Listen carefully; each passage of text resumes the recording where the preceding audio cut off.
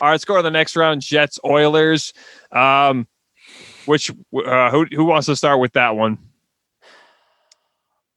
I'll take it. Well, this is the one that we didn't want to talk about, and I don't know why you're making us relive bad memories. But we'll keep it short but sweet.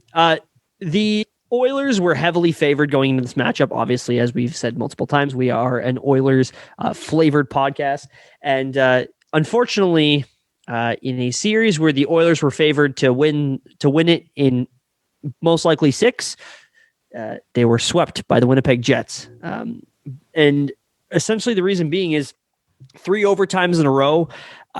Game 4 took 3 overtimes to finish, and they ran into an extremely hot goaltender in Connor Hellebuyck. Connor Hellebuyck is probably either the best or a top 2 goalie in this league.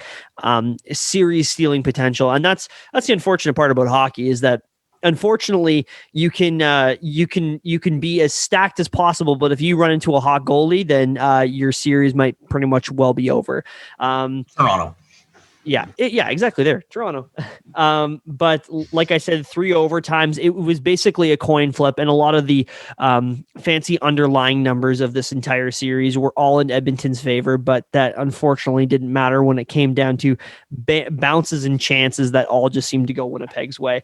Another cool little factoid. So typically, like a number 1 defenseman in a game will play upwards of anywhere from 25 to 30 minutes.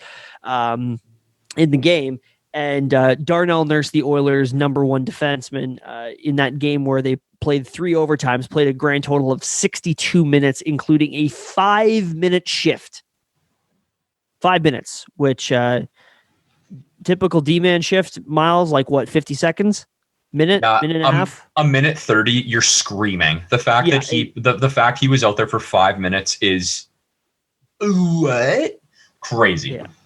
But the storyline people want to point to is Connor McDavid, which a guy that I don't put a lot of stock into the notion that he's not a playoff performer. It's just he got shut down, and unfortunately, the coaching decisions on the Oilers' behalf were not ideal to put Connor McDavid in a position where he could possibly pull off that series.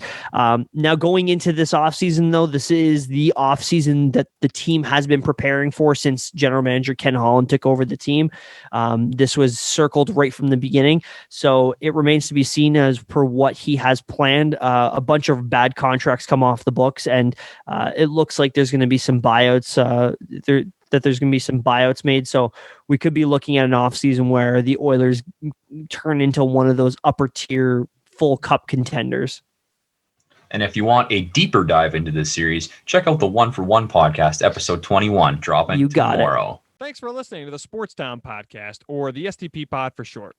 If you want to check out more videos of the Sports Town Podcast, click on the left. If you want to subscribe to the channel, click on the right.